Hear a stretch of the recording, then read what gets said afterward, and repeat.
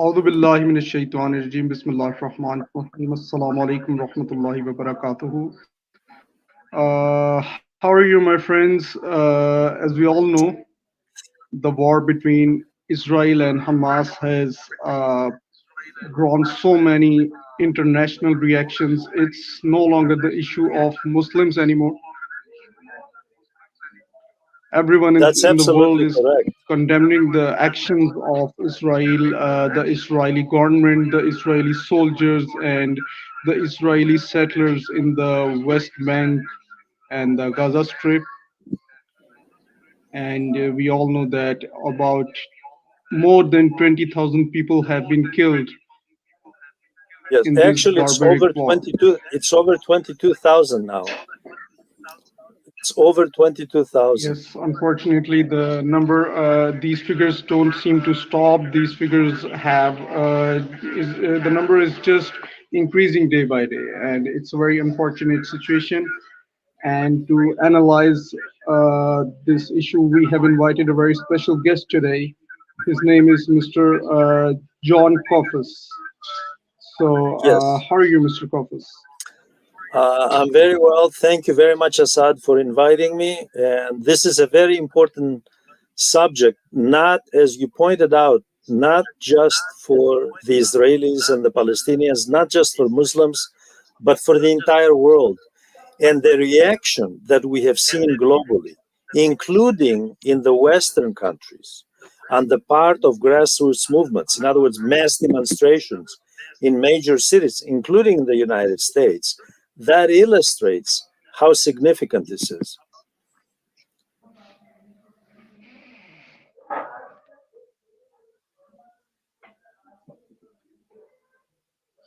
So, well, I will start the conversation. And before that, I want to ask a very important question. Yes, go ahead. What is your understanding of Zionism? Well, I mean, Zionism, what do you feel is Zionism, and what is the agenda, and what are their goals? yeah, Zionism, the ideological origins of it go back to 1896. Theodor Herzl was the ideological father of the Zionist movement.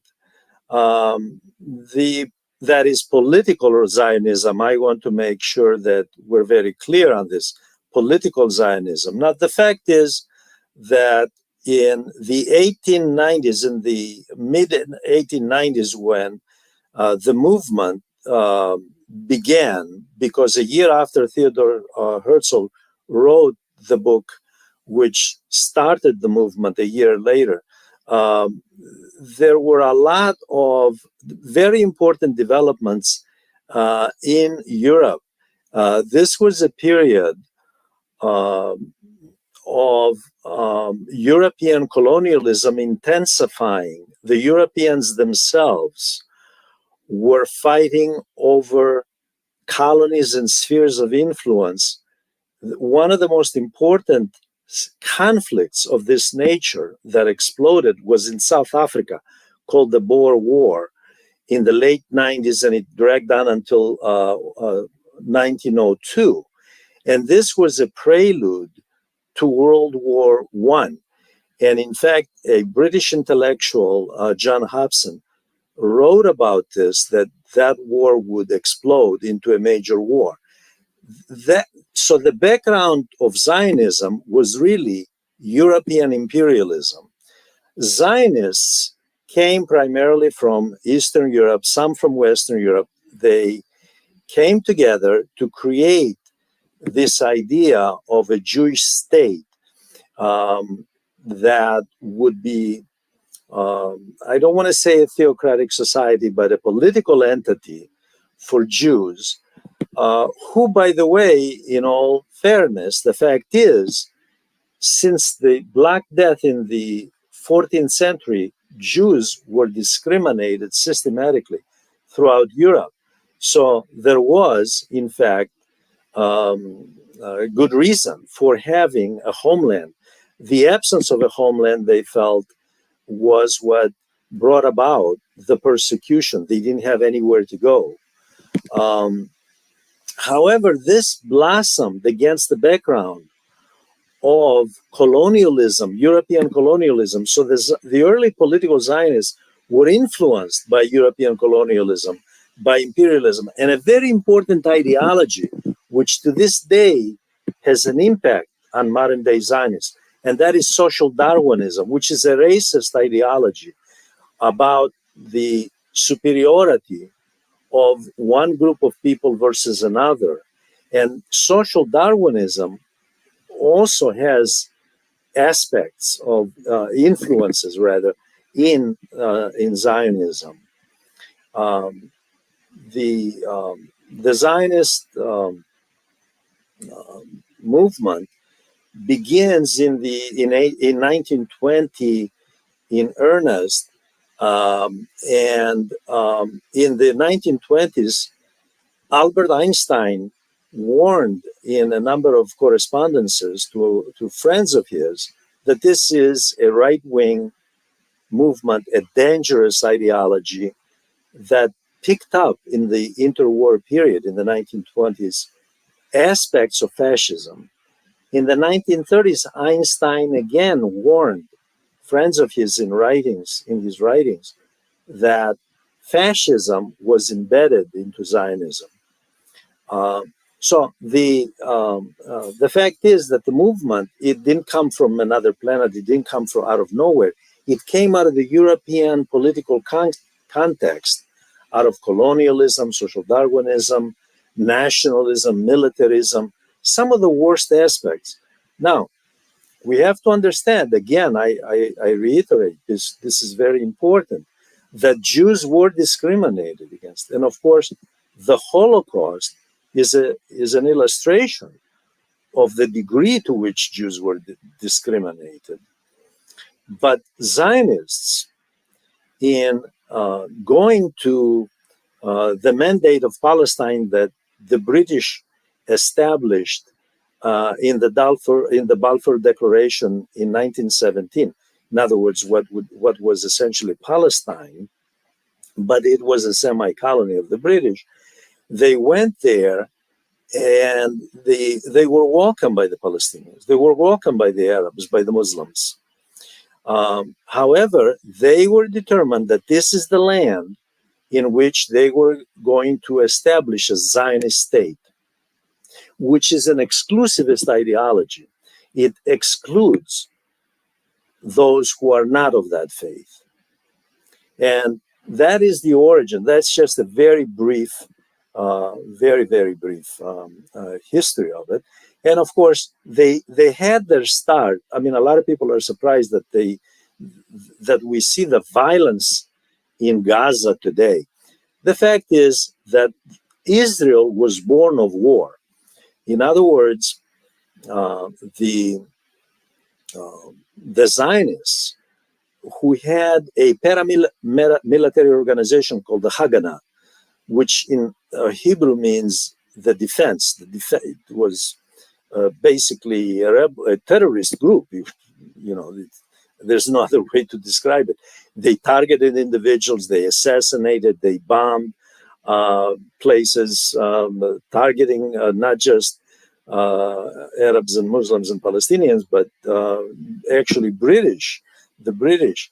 And so he was born out of this right-wing rebellion to establish a Zionist entity and to exclusively for, of course, a Jewish state, not to include Palestinians. And this is how it was, this is how Israel as a state began. Now, there was a UN proposal in 1947, I believe it was in September or October 1947, which was for actually a two-state solution, to take the mandate of Palestine and create two states, one Israel, one Palestinian. That never came to fruition. The Israeli rebels, guerrilla fighters, terrorists, whatever you want to call them, prevailed. And in 1948, of course, as everyone knows, created their own state. And In creating their own state, they marginalized the Palestinian population. And by marginalizing them, that is when you have the embryonic stage of what many scholars, including Jewish scholars to this day, call the apartheid state.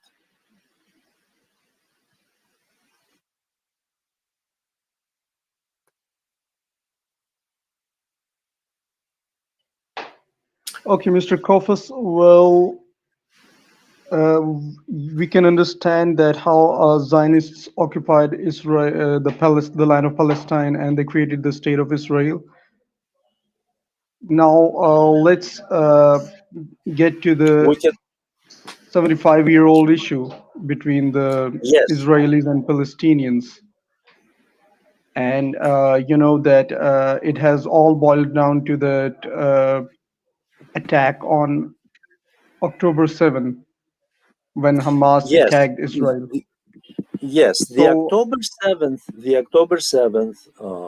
attack, as the Secretary General of the United Nations pointed out, and of course the Israelis immediately condemned the United Nations Secretary for saying this. This did not come out of nowhere. There is a context here. Hamas did not come out of nowhere. Hamas was created in part because Israel, including Bibi Netanyahu, Benjamin Netanyahu, the prime minister right now, wanted Hamas to exist. And the reason is there's a twofold reason. Number one, they wanted to weaken the Palestinian Authority in the West Bank. Okay, that's one reason. And the second reason is to keep the Palestinians divided and weak and to avoid the two-state solution. Netanyahu, on a number of occasions, has made it very clear that he's proud that he contributed to preventing the two-state solution. There have been many reports, including by Israelis, by the way, who have that have illustrated bags of money were taken to the border to be delivered to Hamas. Israel, it's not this idea that, oh, it's Iran, it's Iran because Iran wants Hamas to cause troubles for the Israelis. The Israelis themselves, politically, for their own reasons, and wanted Hamas to exist, and they were financing Hamas. This doesn't mean that the only source of revenue was from the Israelis, but they contributed. If they didn't want Hamas, it wouldn't exist. Now, that's one issue. Let's take another one, which is, let's say Hamas never existed. Apartheid still did. Long before Hamas, there was apartheid. As you pointed out, 75 years of it. So the issue is not Hamas. Hamas is the pretext. And this is not, by the way, I'm not condoning, because I'm against any form of random violence. I don't believe in random violence. I don't believe it, I'm, I was 30 years, I was in higher education. And when I taught Russian history, and especially 19th century Russian history with anarchists in Russia, who, by the way, Russian anarchists use violence. This is one of the influences of Zionists. A number of Zionists were influenced by European anarchists who did use random violence as a weapon. I don't believe it's effective. I believe in grassroots organization, grassroots support. But the idea that Hamas, let's take this isolated group, Hamas is the focus of all evil, and if it just didn't exist, there would be no problem. Of course, there would be a problem. They had apartheid long before Hamas, for decades. Hamas never existed, and they still had apartheid. They still marginalized the entire population of Palestine, and they created, on top of that, they created Hamas to keep them to keep the apartheid state, to keep that population, the minority population, which in numbers is about equal to the Israeli population, to keep them divided and weak, and to use them as a pretext to argue that we have the right to self-defense. How can a conqueror argue a right to self-defense? It's like, for example, the British in India, when they had this colony arguing, we have the right to self-defense. Mahatma Gandhi should not rise up, should not get the people all riled up against British colonialism because we have the right to self-defense. Self-defense to what? They were occupiers. So you have a colonialist mentality, self-defense within the context of that colonialist mindset. Yeah, self-defense within that context, which means you automatically marginalize that population. You know? In some respects, this is not that different from what was happening in South Africa before Nelson Mandela and the ANC, the African National Congress, when the white Afrikaners were arguing, well, they're terrorists. Mandela is a terrorist, you see. So we have the same thing here. You know, they demonize the people who are oppressed. The oppressor, we're just defending ourselves. But how can the oppressor be defending? The oppressor the logic is absurd. It's not rational to argue in this fashion.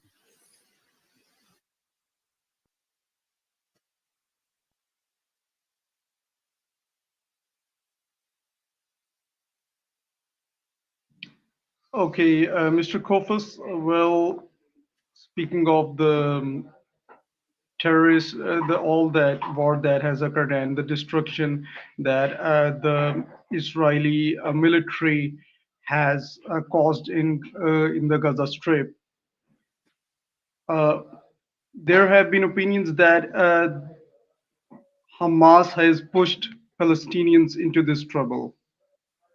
What do you say about that? Yeah. Look. The fact is, the Palestinian people are no different than anyone else. It's not. This doesn't mean there aren't Palestinians who are not of many ideological views and political leanings. Obviously, the population is heterogeneous. In other words, in thought and in there are some who are to the left, some to the center, some to the right. So it's not that they are all of one entity. However, all Palestinians have one common denominator.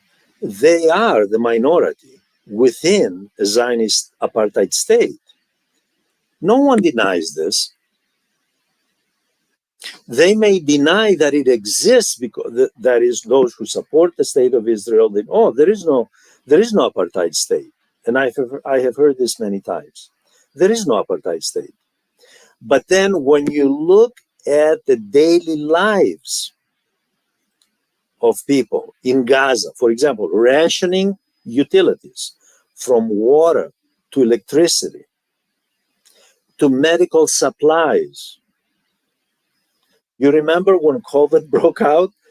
They had enough. I remember I don't remember if it was Pfizer or one of the big pharmaceutical companies, the multinational corporation, that had sent enough vaccines, and they wouldn't deliver them. They took a long time to deliver. I mean, the people in Gaza were waiting. They wouldn't deliver this, and I remember the term back then. It's not that long ago, I guess 3 years ago. Um, they used the term vaccine apartheid. You know, they even when it came to public health issues, they applied apartheid. So I mean, the term apartheid may sound, oh yeah, you're just using it because it's a fancy, trendy term. It's not. When there is a pandemic like COVID and people's health is impacted, and you have the vaccines and you're not giving them to them because they're Palestinians, What are we supposed? You can use any term you want. What are you supposed to call that? What do you call something like that? When you ration the water, when they bring cement trucks and they pour cement down the wells that the Palestinians use in the farm so they don't have access to the, what is that? Now they block them from having water in their farms. When you have settlers going into Palestine, and they, by the way, they freely admit this. This is in the age of modern technology, when people have a phone and they record everything. It's very difficult to hide the evidence because it's recorded. The settlers go in and take forcibly remove the family from its own house, and they're out in the street, and then they take over that house. What do you call it? What is that supposed to be called? What if Palestinians did that to Jewish families? I would have condemned it just as strongly as I condemn this, because I believe in universal human rights, which, by the way, is part of the United Nations Charter. This is not pro-Palestinian. This is not an issue of, oh, yes, you're pro-Palestinian. No, I'm not. I'm pro-human rights universally. It doesn't matter who it is. The question is, if you want human rights for yourself, why deny them to the other half of the population? Because there are approximately half of the population in Israel is made up of Palestinians. And when after, you pointed out, the October event, the October 7th event, Hamas, okay, well, Israeli government officials came out very clearly. They said, we are going to impose a siege. According to the United Nations, that's a violation of international law. A number of petitions have been filed with the ICC, okay, at the Hague, the International Court, at the Hague, against Israel for violating international law. South Africa just filed the latest, accusing them of apartheid. I would love to see South Africa's petition, how the court deals with the South African petition, considering where South Africa has been, its history, because if the court said, well, we're just not going to hear this case. However, when it comes to sub-Saharan African countries, they'll hear the case, or Eastern European countries like the Balkans, for example, some of the former Yugoslavian republics, where they brought people before the court, but not Israel. Why? Because the US is the sponsor behind it. And Europe, it's not just the US. Now, the US has its own reasons, and those two are historical, and they're geopolitical, and they're economic. They have a vested interest. They're concerned about counterbalancing Iran and Syria. Okay? Now, why are the Palestinian people paying the price? And by the way, let's look at the numbers. You mentioned the numbers. They're up to 22,000. About 2/3 of them are women and children. That's not war. War is when you have two conventional armies going at each other. That's war. Classic definition of war is conventional armies going at it at each other, like the Napoleonic Wars, World War I, World War II, the classic wars. This is not war. This is Israel with the aid of the West, especially the United States.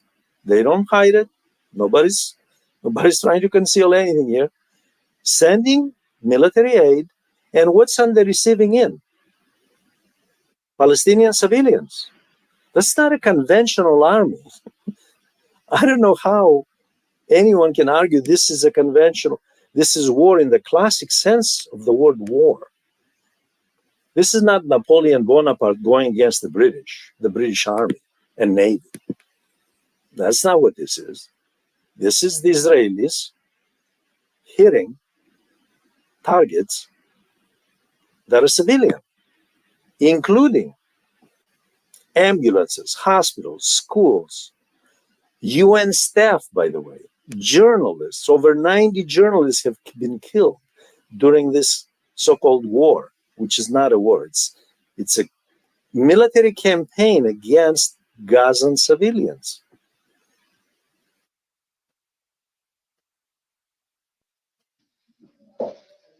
Okay, Mr. Kofas, well, you just mentioned the United Nations. Unfortunately, we have seen that since the UN has came into existence in after World War II, there have been so many wars, there have been so many mass murders, genocides, and atrocities against unarmed men, women, and children. And the same has been happening in Israel for the 75 years. They have been covertly attacking unarmed civilians. They do not have the courage to fight proper wars against armed warriors. So I just want to ask, uh, what is UN doing for the past 75 years? We have seen the Vietnam War, we have seen the so many wars in the Middle East, and we are seeing the war in Sudan, we are seeing the Russia and Ukraine war. So what is UN doing? An excellent question. I have read a number of articles in the last couple of months on that from different parts of the world, from the Chinese perspective, the Russians. Sergei Lavrov has raised questions. A lot of people are raising questions. What is the UN doing? And it's a legitimate question. If the purpose of the UN is to solve conflict through diplomatic channels, to avoid the bloodshed, the sort of thing we're seeing in Gaza, where is the UN? It's a logical question. And there have been a lot of people who have used because right now we have the war, that the military campaign that Israel is carrying out against the civilians in Gaza, against the background of another war, which is, by the way, a conventional war, and that is between Russia and Ukraine. That's a conventional war. So we have two wars simultaneously. And the UN, as you point out, is doing nothing, seemingly. Now, the Secretary General did go to Moscow, he did go to Kiev, he did speak out, he has spoken out repeatedly. He wants an immediate ceasefire, he wants a diplomatic solution. It's his obligation. That's exactly what he should be doing, by the way. That's why he's there, that's his job. They should be doing this. When the UN was created, the UN, just a little bit of background, the UN is actually a continuation of the League of Nations. The League of Nations was created immediately after World War One, and it was an American idea. Woodrow Wilson, the president, during World War One, and some of his top advisors, including a guy who later became Secretary of State under FDR, under Franklin Roosevelt. His name was Cordell Hall from Tennessee, a Democrat from Tennessee, a very progressive individual. These people agreed that there must be an international organization that prevents wars like what happened in World War One between 1914 and 1918. It was a good idea, the Wilsonian internationalist view of the world with a global organization was a good idea. You know what happened immediately?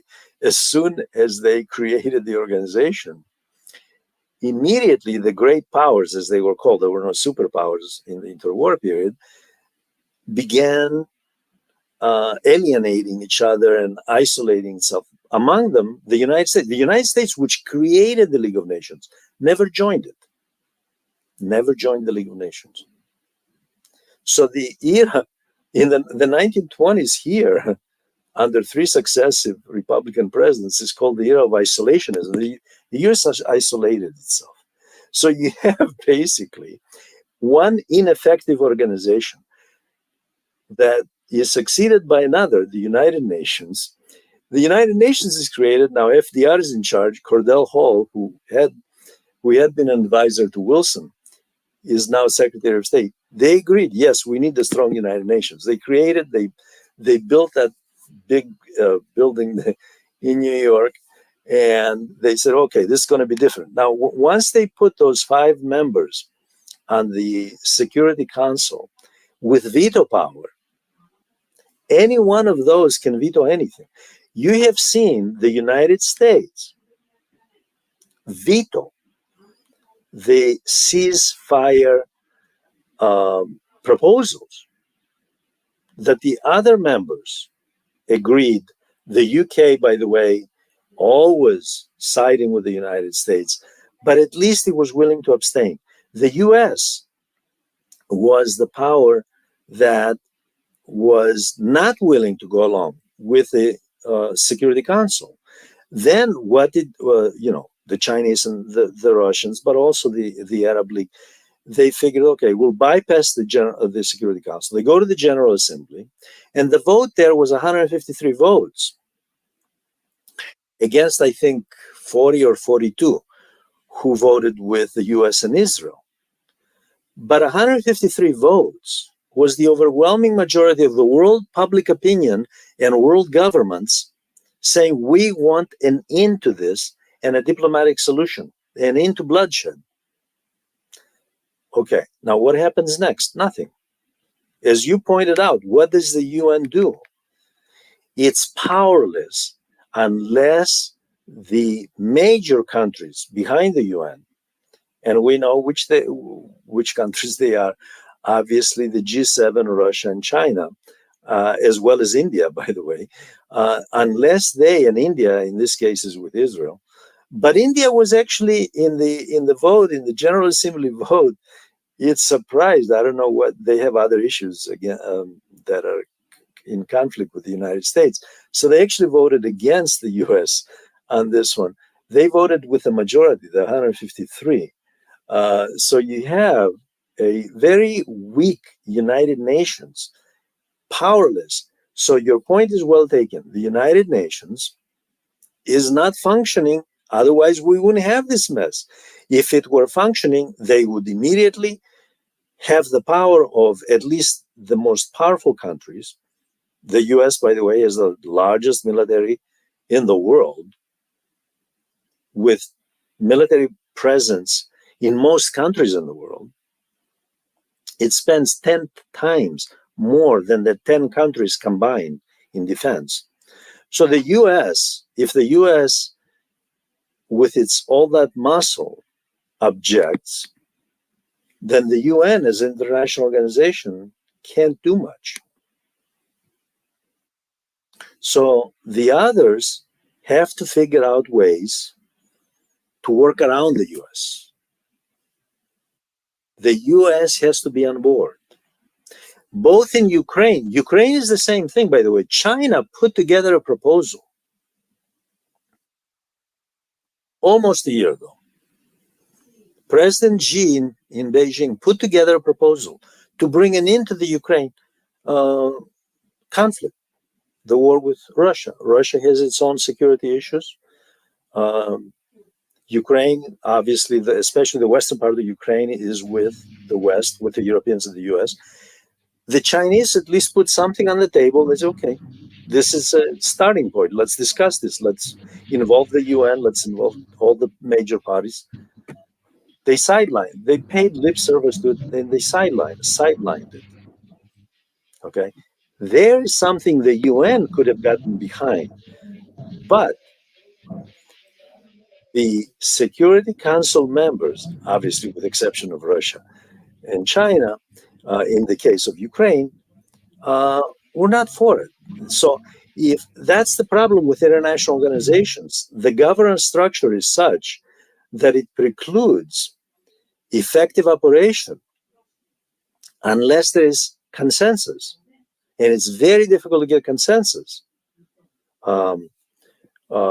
because the fact is the United States has a 75-year history of supporting Israel. There have been some presidents, some. Jimmy Carter, I was a graduate student. I remember Jimmy Carter tried very hard. He was as close to trying to look at the other side. And as Edward Said, he's passed away. He used to work at Columbia University. He was a Palestinian historian. As Edward Said pointed out, all we want is to look at our side as well, not just one side. In this war, what the world has seen is this blind support for Israel with total disregard, and of what the Palestinian issues are. Oh, it's Hamas terrorism. Even if Hamas by some magic disappeared tomorrow, how many people believe that the Zionist apartheid state would make nice with the Palestinian people and would be the Shangri-La, the ideal place to live, a democracy that's inclusive? Zionism by nature is not inclusive. It's an exclusivist ideology. They are not going to change. So even if by some magic, like I said, they disappear, the problem is still going to be there.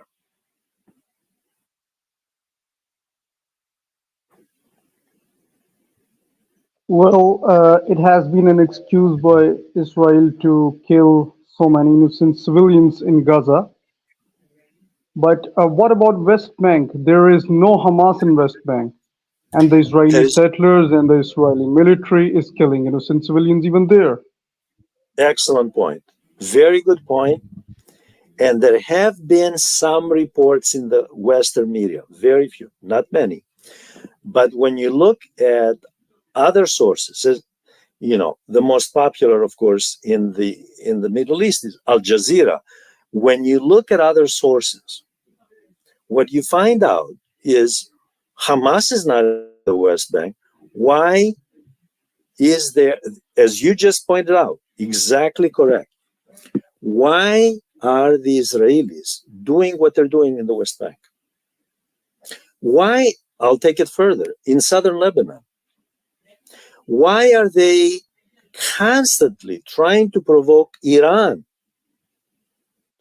through Hezbollah, as well as the Houthi rebels down in Yemen, which, by the way, the Houthi rebels, all they're doing is trying to prevent cargo vessels from going to Israeli ports.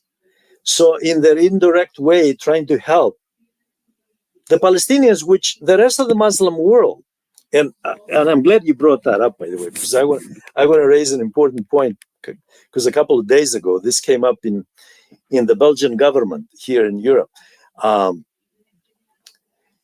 You have the entire Muslim world,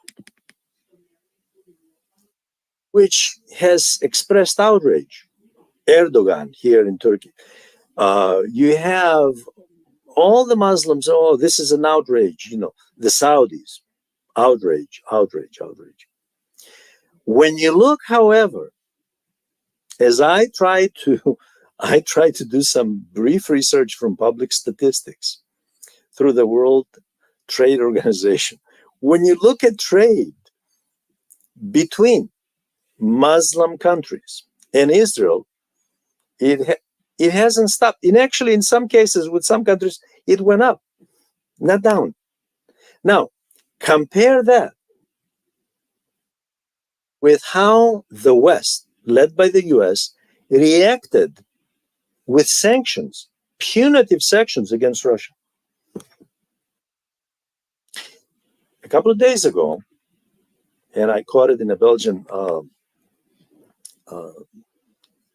online media outlet, a high-level, the vice premier, I believe, a high-level government official in Belgium she said, enough is enough.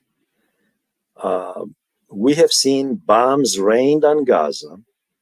Nobody has said anything about sanctions against Israel, because as soon as you say anything about the policy of the state of Israel, you're anti-Semitic. Now, I criticize the policy of Erdogan. No one calls me anti-Turkish. I criticize the policy of Canada. Nobody says I'm anti-Canadian.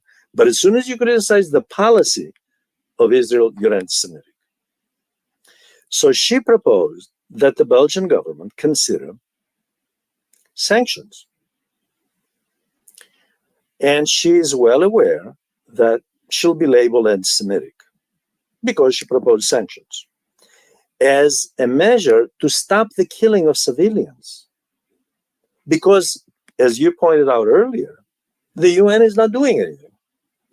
Not that they don't want to, by the way, because I used to know a couple of people who worked for the United Nations. They're very, very good people. They're very nice and intelligent people, and they mean well. It's just that they're powerless because the way it's structured, the governance structure is such that it's really a conglomerate of countries. And unless there is agreement, they're powerless. So this is very important. West Bank, what did they do? Why are they being punished? Even southern Lebanon with Gaza, Hezbollah has gone out of its way not to cause problems. Iran has been tremendously restrained. Now, have been reports, and obviously, unless we look at the official archives of the official papers of the government of Iran, which we're not going to, or China, we can't confirm this, but there have been reports that both China and to a lesser degree, I guess, Russia, have urged Iran not to take the bait of Israel, behind which is the US, the neoconservatives in Washington, D.C., advising President Biden, taking that bait. And Iran hasn't taken the bait, by the way. Now, what's happening in the Red Sea with the Houthi rebels, which, by the way, are it's not a secret, they're allied with Iran and they're supported by Iran. That is as close as we have come so far to some kind of a conflict. However, there are still signs that neither Iran nor the US want to take the bait of Israel to expand this. Because I want to make one point here about Iran, because this now gets into a web, an entangled web. If Israel can actually extricate itself from what it has done, and what it has done is very serious. This is a very serious military campaign against civilians. That's all it is. It's not a war. What it has done is it can extricate itself if some kind of a conflict breaks out. It involves both the US and Iran. And then Israel comes out smelling like a rose saying, you see, it's Iran. It was Iran all along. They're behind Hamas, Hezbollah, and the Houthis. Oh, it's this excess of evil. We're just defending ourselves. See what I'm saying? So they want to, one way for them to legitimize, which in my view, even if that were to happen, this still, in my view, is not in the best interests. Forget the Muslims, forget the Palestinians, of the Israelis themselves. I just fail to see how this serves the longer term interests of the Israeli people. It is mind-boggling to me how the Israeli people can live under these conditions. I am encouraged that there are a lot of Israeli people who want a ceasefire, who want an end to this perpetual conflict, an end to apartheid. I'm encouraged by that. And I believe that the Israeli people will decide the fate more than Washington or anybody, or the Europeans or anybody else. They will come to some kind of an epiphany that it is not in their interest to live like this. You know, taking the house of a Palestinian instead of building, in the West Bank, burning down their olive trees, so you can build an apartment building. this is not a conflict as a way of life is no way to live. Now there have been reports in the British press and European press, but also in the Arab press and around the world, that there are, I'm sure you know this already anyway, there is energy exploration. The British Petroleum Company is doing energy exploration in off the offshore Gaza, and apparently that's one of the motives for this war, and that the October 7th hit, which the Israeli government knew about, because Egypt insists that they informed them, but they did nothing about it. So one dimension is that they let it happen, and this was a pretext to do the kind of ethnic cleansing that's taking place in Gaza, and then proceed with all kinds of plans for Gaza, um, including the fossil fuel issues. And they're talking about enormous amounts of money. Um, so there is that angle. Now, um, would they have done this if there were no findings, of um, fossil fuels? Um, well, apartheid has existed for 75 years, uh, long before they knew about fossil fuels in the offshore Gaza area. Um, so they probably would have. But again, I fail to see how the Israeli people's interests are best served. Honestly, I would never want to live under those conditions. I just don't understand the mindset. How would anyone live in harmony and peace under those conditions?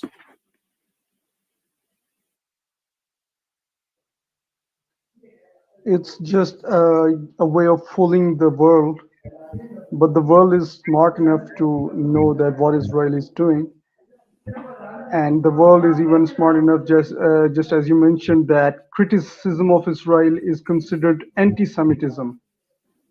But the world is smart enough to know that it's not anti-Semitism. In fact, even there are some Orthodox Jews who oppose Zionism, and Absolutely. Zionism is not limited to Jews. Muslims can be Zionists, Christians can be Zionists, and in fact, we have seen that not only Muslims, but even Christians and Jews have also been the target of the Israeli government attacks. And we have seen not only the mosques being destroyed, but even churches as well.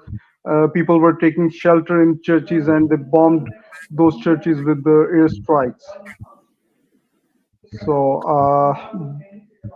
before we conclude this conversation, I would like to ask, what is the solution to this entire conflict? Assad, I believe that the I believe in the concept of self How do you think determination. that this conflict can resolve? I believe that the first thing, as the United Nations has clearly stated, and 153 countries, including Pakistan and India, have stated, that the immediate thing is ceasefire, stop the killing. That's the first step. The first step is to have a ceasefire, stop the killing. The next step, as the United Nations has pointed out, is to provide humanitarian aid to Gaza. There are people, Palestinian doctors are pointing out there are people in Gaza with infectious diseases. There are people in need of medication. They don't have it. There is a huge need of humanitarian aid. So that's the second step. Step one, ceasefire. Step two, humanitarian aid. Step three is to have an international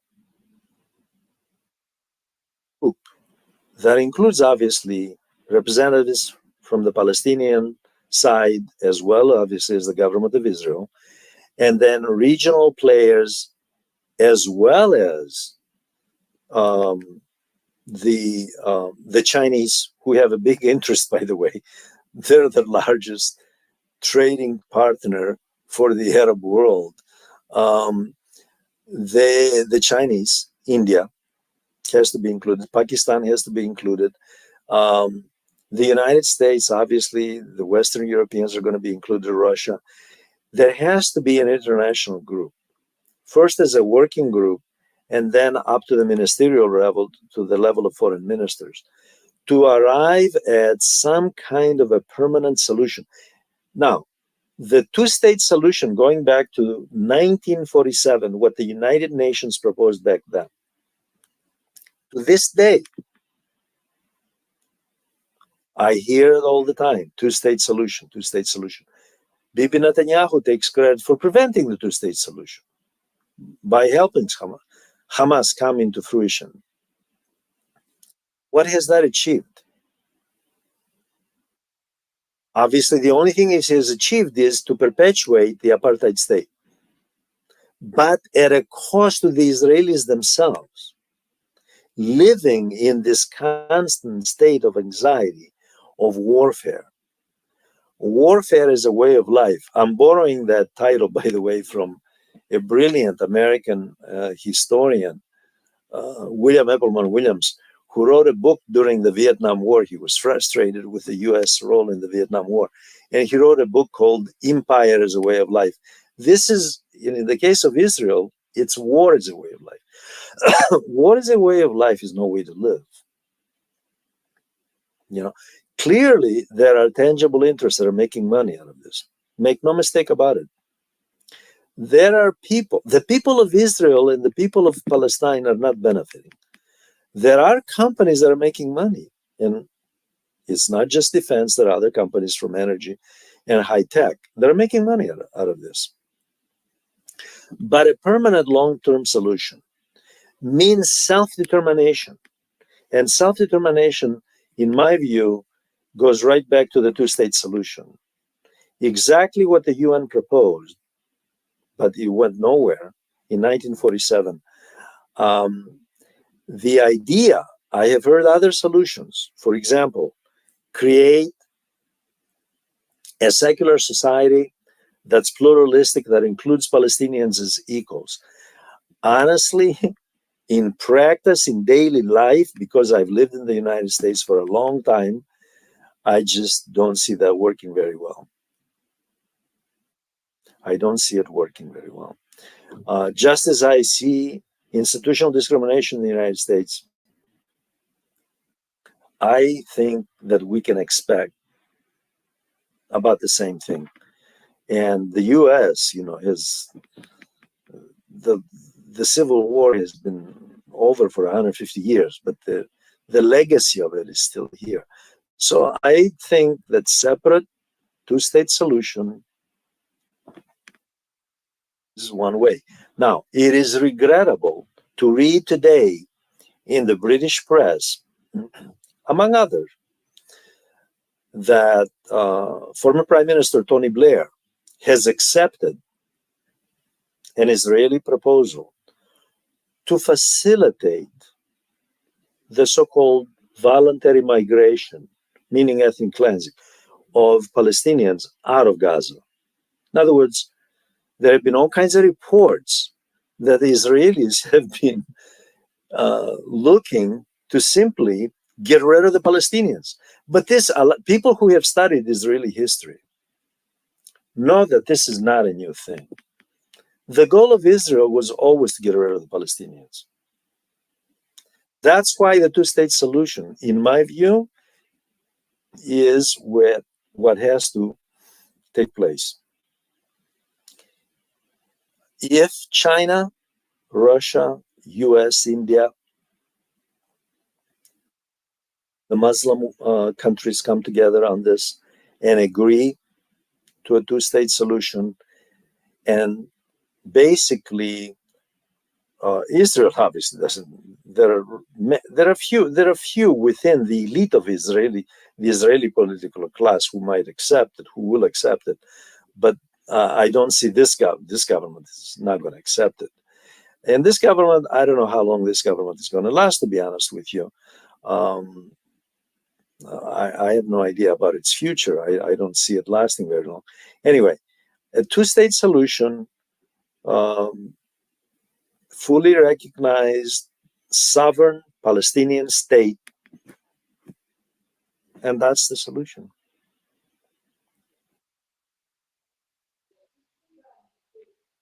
Well, is there any final message that you would like to convey to the audience regarding this entire issue?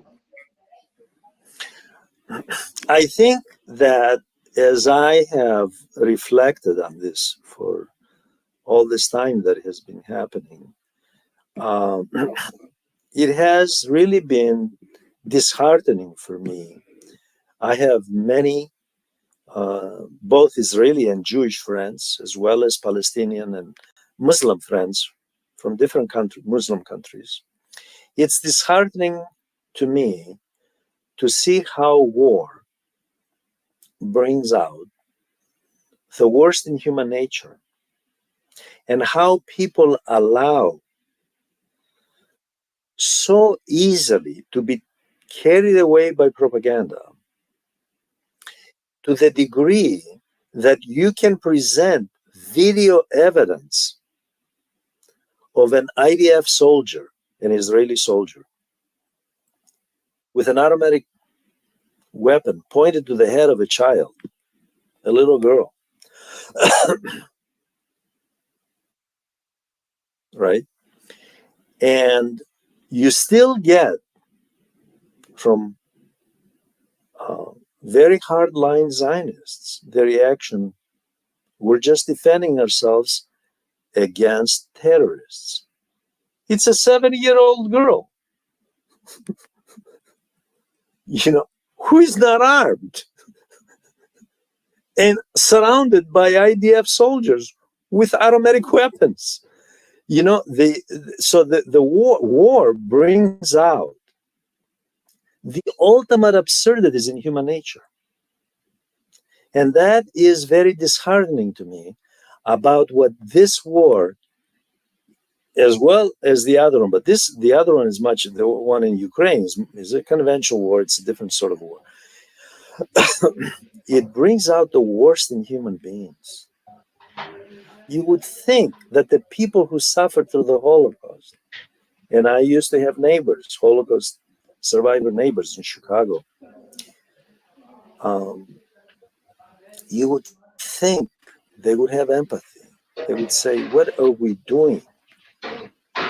What are we doing? Why? Why are we doing this? There's no need for this. And so I think that the message is for people to reflect on their values.